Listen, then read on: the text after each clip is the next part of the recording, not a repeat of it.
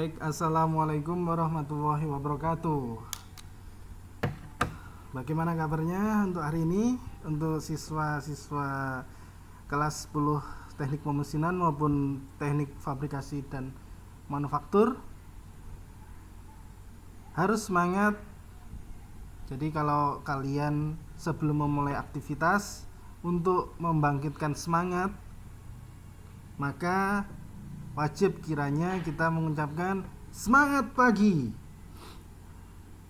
Baik, untuk kesempatan kali ini Pak Randy akan membagikan materi.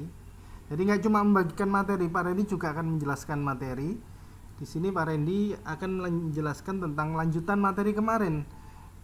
Jadi kalian sudah sampai tahap pengelasan.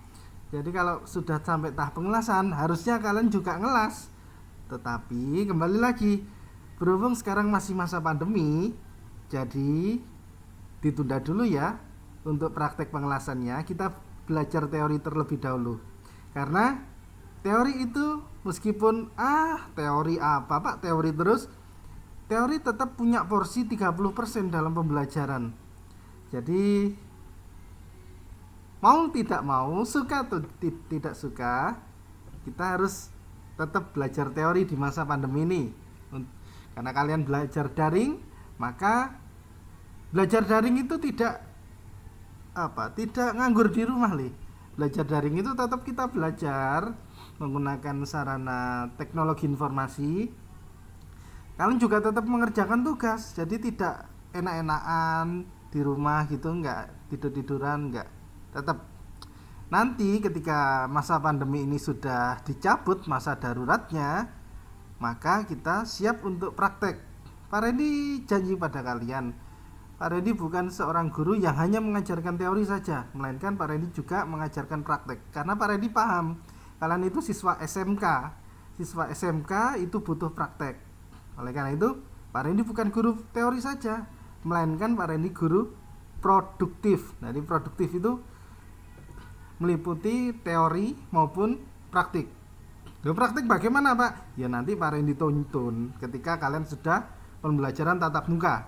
Baik, agar bisa menghemat waktu, langsung saja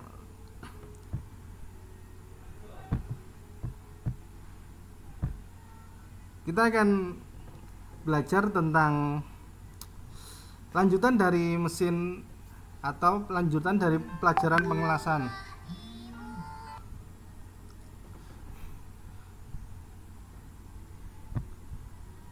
Minggu lalu sudah Pak Randy jelaskan tentang bagaimana apa yang dimaksud dengan pekerjaan pengelasan itu, maksudnya apa. Nah sekarang kita lebih spesifik lagi. Jadi kita masuk ke peralatan yang digunakan dalam mengelas maupun fungsi dari masing-masing peralatan tersebut. Jadi yang perlu kalian ketahui bahwasanya yang kita pelajari di jurusan teknik pemesinan maupun teknik fabrikasi, logam dan manufaktur, mesin las yang kita punyai itu ada 4. Insya Allah ada 4. Ada las listrik, las asetilin, las mik, dan las tik. Jadi nanti akan kita pelajari, akan kita kupas satu persatu. Apa saja sih peralatan mengelasnya dan fungsinya apa saja, agar kalian ketika mengelas tidak bingung. Kalian tahu rambu-rambunya agar tidak terjadi suatu kecelakaan kerja. Baik, langsung saja. Di sini Pak Randy akan menjelaskan fungsi, jenis, dan peralatan mengelas, yaitu meliputi mesin las asetilin yang akan kita pelajari nanti lebih dalam, mesin las asetilin, peralatan mesin las, peralatan wear pack atau pakaian kerja dalam mengelas.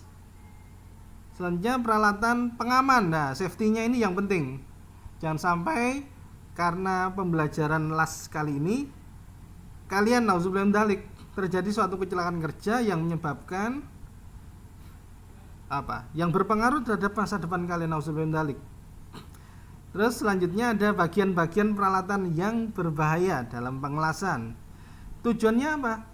Agar kalian itu dapat menjelaskan sesuai yang Pak Randy jelaskan tadi, bahwasanya apa sih fungsinya dari masing-masing peralatan las itu dan jenisnya apa saja. Oke, baik. Kita akan lanjutkan ke bagian berikutnya.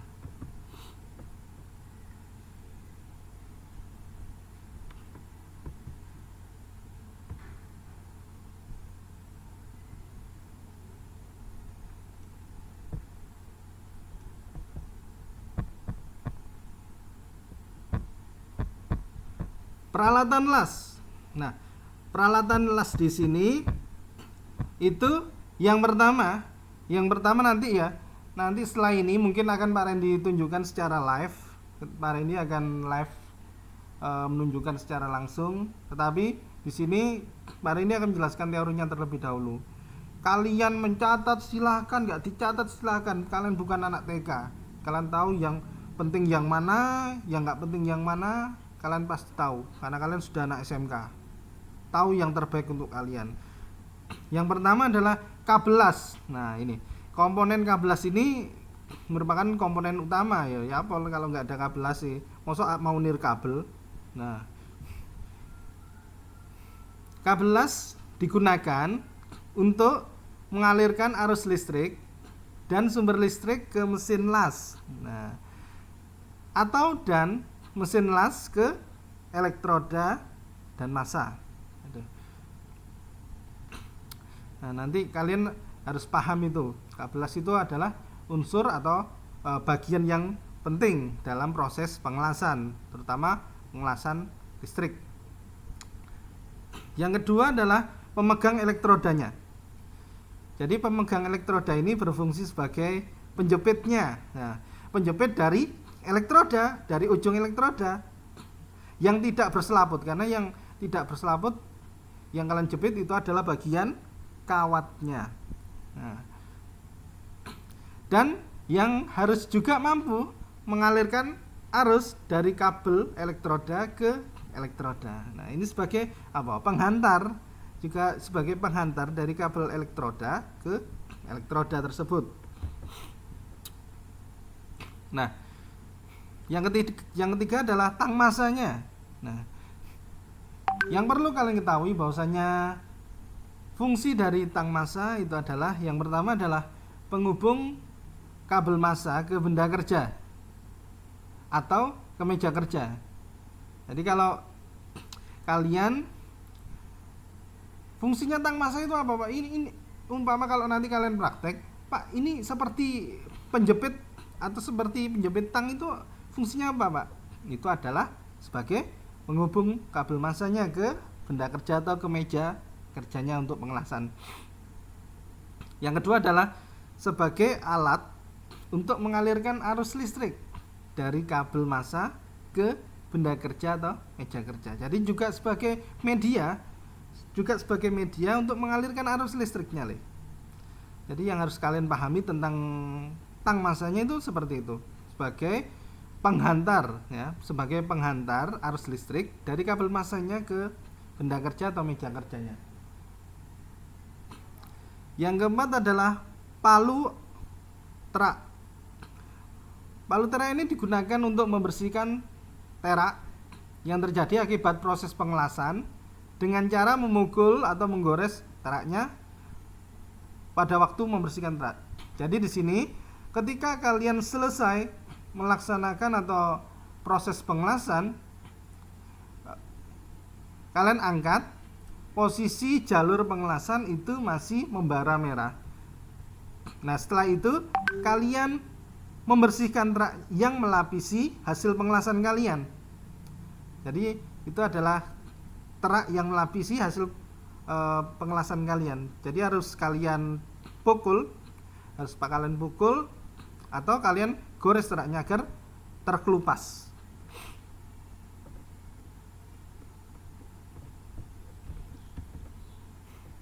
Selanjutnya adalah tang panas. Nah, tang panas ini fungsinya adalah untuk memegang benda-benda panas yang memperoleh pemanasan dan pengelasan. Tangkai tang itu biasanya diisolasi dengan isolator plastik yang bisa menghambat panas. Contohnya apa, Pak? Ya plastik itu tadi yang Pak Randy jelaskan, dan bahan lain yang dapat menahan panas. Nah, ini kalian juga harus bisa berpikir isolator, penghantar atau penghambat panas selain plastik itu apa saja. Nah, ini kalian harus menggali sendiri pengetahuan. Jadi di sini kita akan awal kita akan belajar dasarnya, nanti kita akan gali secara bersama. Jadi nggak cuma Pak Randy saja pembelajaran satu arah. Nanti suatu ketika pembelajaran sudah tatap muka, akan Pak Randy explore satu persatu. Jadi Pak Randy tahu kemampuan kalian satu persatu lah. Kalau sekarang ini kan Pak Randy tidak bisa mengeksplor. Karena apa? Ya, karena keterbatasan media. Pak Randy paham kalian tidak semuanya memiliki media. Oleh karena itu ya sudahlah. Yang penting kalian dasarnya tahu. Nanti ketika kalian sudah tatap muka, kita let's go untuk praktikum. Selanjutnya nomor 6 adalah sikat kawat. Nah, sikat kawat ini juga penting, Le. Jadi kalau tidak ada sikat kawat, nanti kalau kalian membersihkan benda kerja yang akan dilas dan sisa-sisa teraknya bagaimana? Mosok nggak sikat gigi atau sikat wifi, kan nggak lucu, ya toh? Sikat kawat itu berfungsi untuk membersihkan benda kerja yang akan dilas. Jadi kalau benda kerja yang akan dilas mungkin masih ada debu atau apa, mungkin bisa dibersihkan terlebih dahulu. Agar apa? Agar hasil pengelasannya baik. Jadi tidak tercampur dengan partikel-partikel kotoran. Dan juga untuk membersihkan sisa-sisa terak yang masih ada setelah dibersihkan dengan palu. Jadi setelah kalian membersihkan dengan palu terak, kalian pukul, masih terkelupas, sudah terkelupas sebagian besar, tapi mungkin masih ada 10%, 20%. Kalian lanjutkan dengan menggunakan sikat kawat. Jangan menggunakan sikat WC, apa doae le. Jadi seperti itu. Nah, bahan dari serabut kawat, bahan serabut sikat ini terbuat dari kawat-kawat baja. Nah, kawat-kawat baja yang tahan terhadap panas dan elastis, dengan tangkai kayu yang dapat isolasi panas. Nah, apalagi selain plastik dan kayu yang bisa mengisolasi panas, nanti akan kita pelajari ketika kita akan menggunakan pengaman kerja dalam proses mengelas.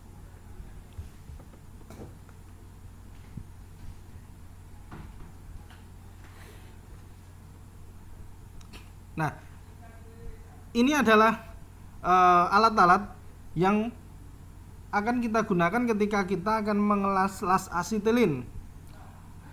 Jadi alat utama, bagian utama ini adalah tabung asetilin.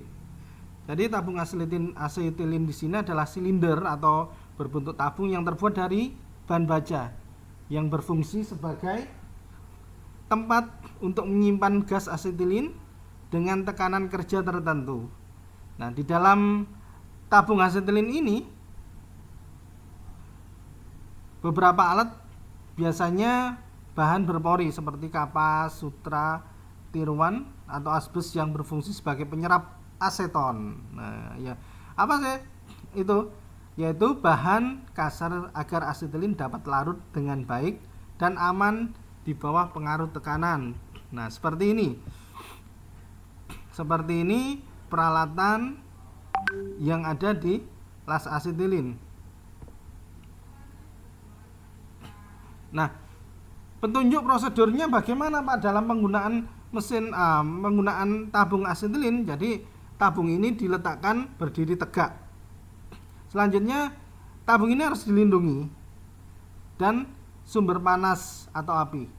Jadi bahan yang mudah terbakar atau benturan-benturan dengan benda keras lainnya. Setelah itu, bukalah tabung regulator bila tabung tidak digunakan. Nah, Dan pemakaian gas harus selalu melalui regulator. Mosok melalui apa kalau nggak melalui regulator, ya toh? Dan pastikan regulator bekerja dengan baik.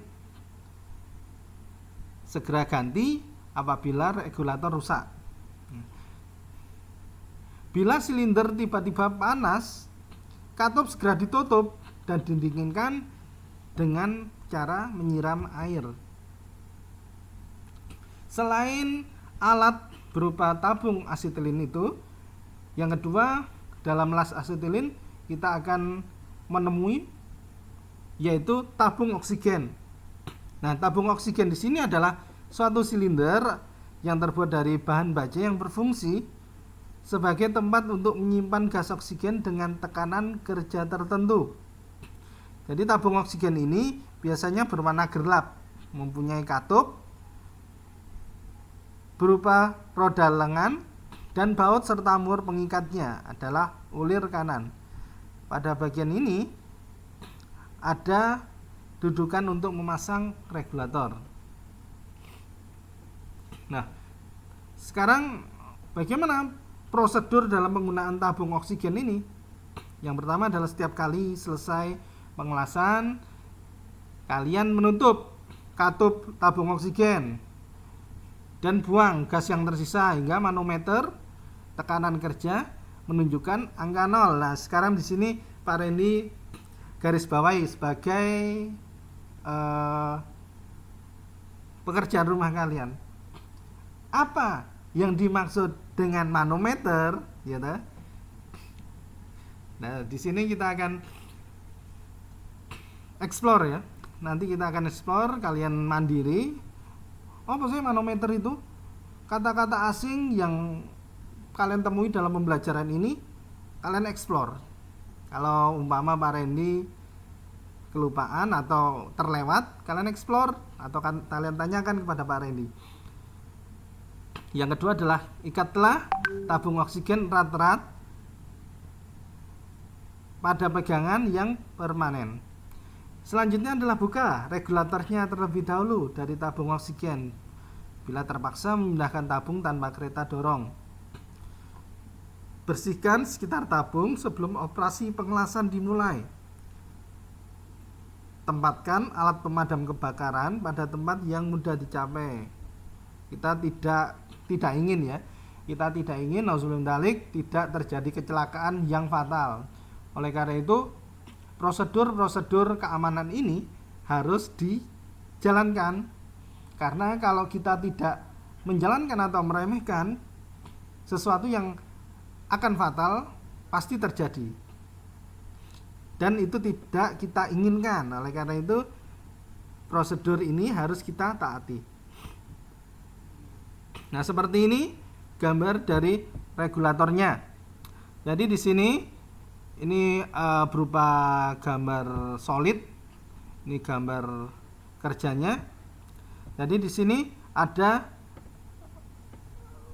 katupnya, pegas katupnya. Jadi ini pegas katupnya, ini pemutar katupnya, dan ini adalah keluarnya.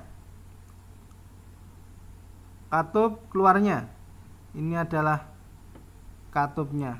Dan ini apa yang seperti apa? Seperti jarum jam ini. Nah, ini adalah apa? Untuk mengetahui tekanan. Sekarang adalah prosedur tentang regulator, penggunaan regulator. Jadi yang pertama adalah pegang regulator pada badannya. Jangan pada manometernya, atau jangan juga pada manoharanya. Oh iya toh. Manometernya le ya. Biasa. Nah, setelah itu sebelum membuka katup silinder, tutup katup regulatornya terlebih dahulu dengan cara memutar baut pengatur berlawanan dengan jarum jam sehingga terasa longgar. Kalau ketika kalian mengatur tekanan kerja, putarlah gaul pengatur secara perlahan-lahan searah jarum jam. Jadi kalau kalian ngatur tekanan kerjanya kalian ingin tekanan kerja yang berapa atau yang distandarkan berapa, ya kalian putar baut pengaturnya secara perlahan searah jarum jam. Tadi yang berlawanan apa? Yang berlawanan jarum jam itu untuk menutup katup regulator. Kalau kalian ingin mengatur tekanan kerja, berarti kalian harus memutar secara perlahan searah jarum jam. Jadi ketika tekanan gasnya sudah tinggi dan tiba-tiba akibat pembukaan baut secara cepat, itu dapat merusak membran dan manometernya. Jadi kalau kalian langsung kasih tekanan tinggi secara tiba-tiba, itu dapat merusak manometernya, ya. Ingat, manometer bukan manuhara, gitu. Selanjutnya adalah kalian berdiri di samping manometernya, jangan di depan. Kalau di depan ya apa ngatore. Jadi kalau kalian ketika mengatur tekanan kerjanya, kalian itu berdiri di samping manometernya. Dan juga jangan mengotori regulator dengan minyak atau lumas. Pastikan regulator bekerja dengan baik dan segera ganti apabila rusak.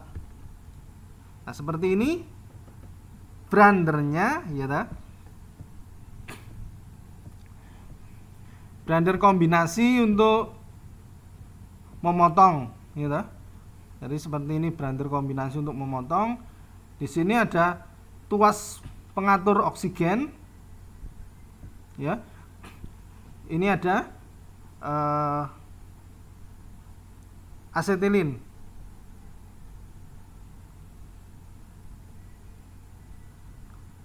Jadi pengaturannya, komposisinya harus sesuai.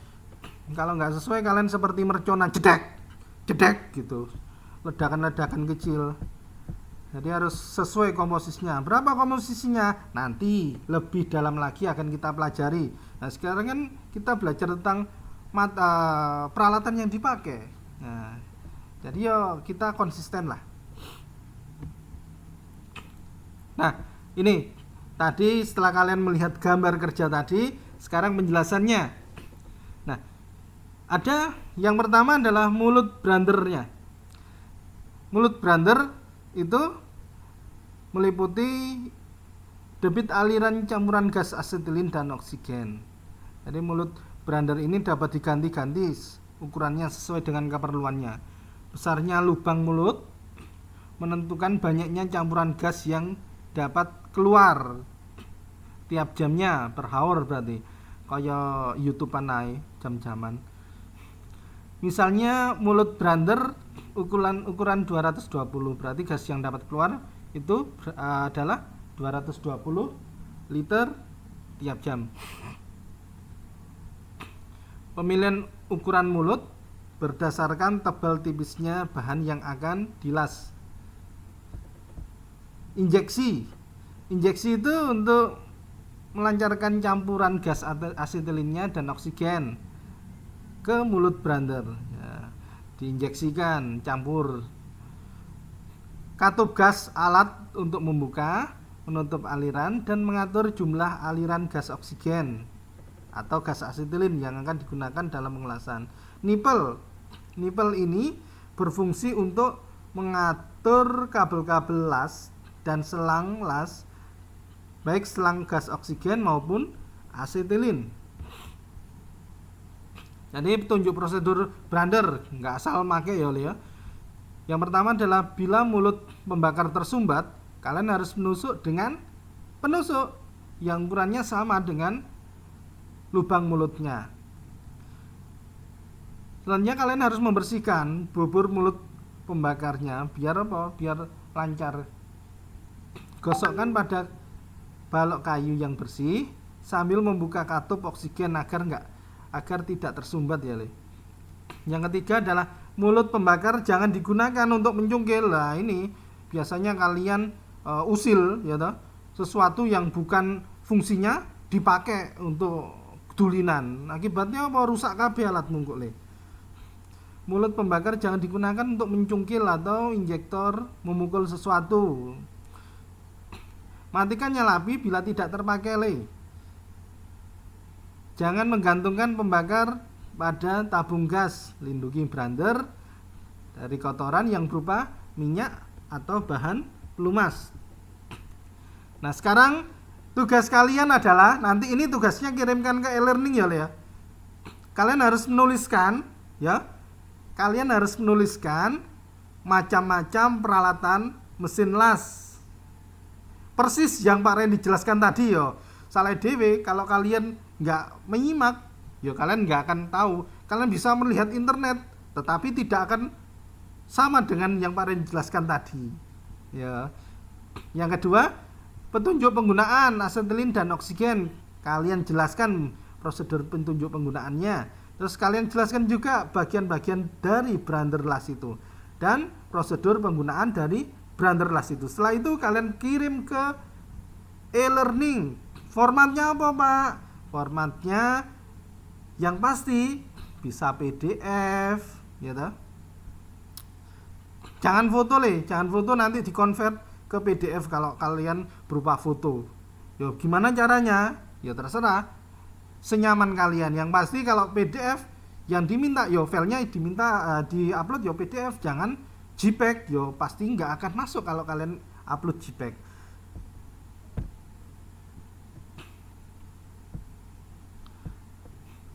Mungkin ini materi tentang las asetilin le.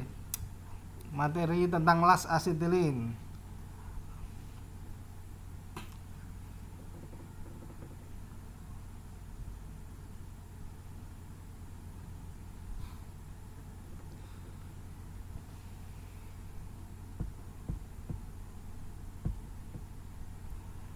Oke, silakan dikerjakanlah.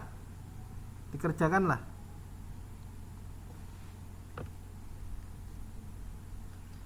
Pada dikasih waktu 30 menit ya.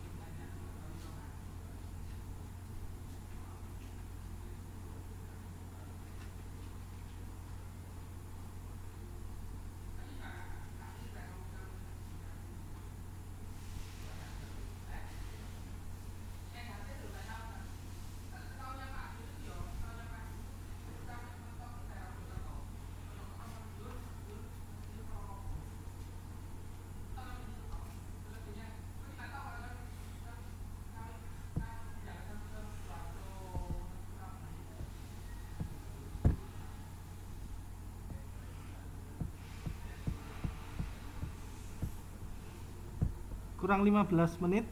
Ayo, sudah selesai belum tugasnya? Sudah selesai belum tugasnya, Le? Silahkan kalian upload kalau sudah selesai tugasnya ke e-learning. Kurang 15 menit lagi ya. 15 menit tugas di-upload. Pak Randy tutup.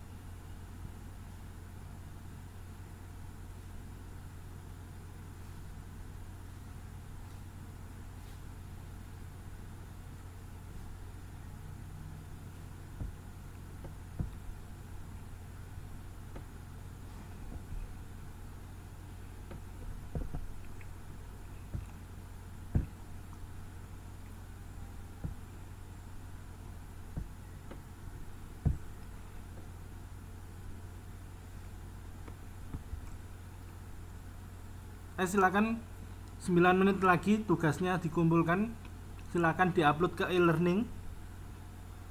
9 menit lagi tugas untuk e-learning akan Pak Randy tutup, jadi tugas tidak akan Pak Randy terima. Kalau sudah tidak akan Pak Randy terima, silakan nilai sendiri, silakan masukkan rapot sendiri ya. Kalau bisa silakan masukkan rapot sendiri nilainya. Jadi 9 menit silakan diupload ke e-learning. Setelah itu e-learning Pak Randy tutup untuk tugasnya, tidak menerima lagi.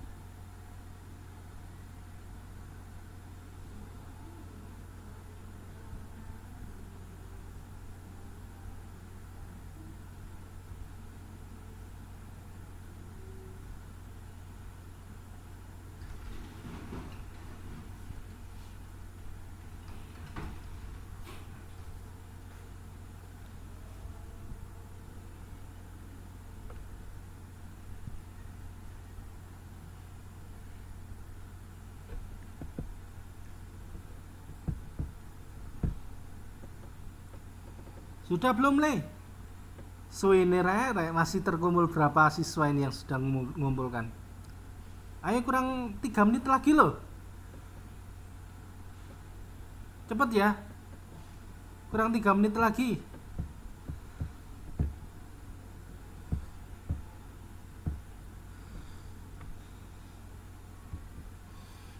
Buka kelangan wanti ning jero ati nang maneh iki wis kahanan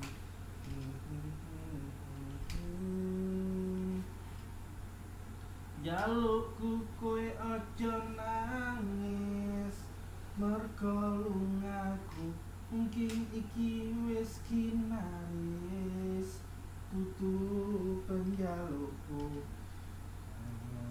siramu abot lanjani pangapurane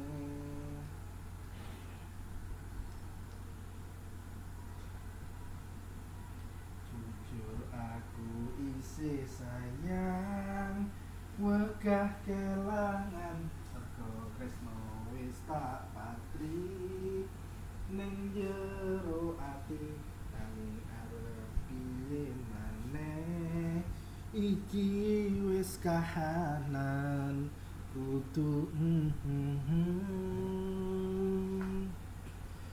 jalukku kowe aja nangis mergo lungaku mungkin iki wis kinaris tutu penjalukku sliramu abot plantane pangapurane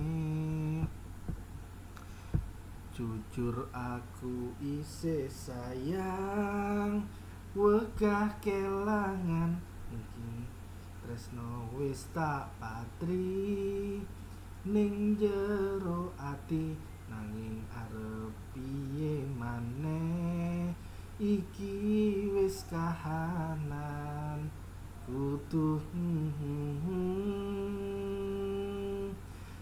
jalukku kowe aja nangis mergo lungaku mungkin iki wis kinaris tutu penjalukku lungane sliramu abot belanjane pangapurane. Ayo silakan, kurang dari 1 menit tugas e-learning akan Pak Randy tutup. Pak Randy tidak terima lagi untuk tugas sampai Pak Randy tinggal nyanyi loh, kalian belum selesai, cepet. Baik, untuk kata penutup mungkin itu dulu untuk materi peralatan mesin las yang bisa Pak Randy jelaskan, karena durasinya sudah 1 jam untuk Pak Randy menjelaskan. Silahkan kalian pelajari, siapa tahu ketika kalian sudah praktek pembelajaran tatap muka itu bermanfaat untuk kalian, dan pasti bermanfaat. Oleh karena itu kalian pelajari benar-benar, jangan hanya dijadikan ayo wis lah cuma sekedar lewat saja, bukan. Jadi mungkin itu dulu, semoga bermanfaat yang bisa Pak Randy sampaikan. Jika ada kelebihan itu datangnya dari Allah Subhanahu wa taala yang membimbing lidahnya Pak Randy, dan jika ada kekurangan itu adalah kebodohan, kekilafannya Pak Randy. Pak Randy mohon maaf. Akhir kata, wassalamualaikum warahmatullahi wabarakatuh.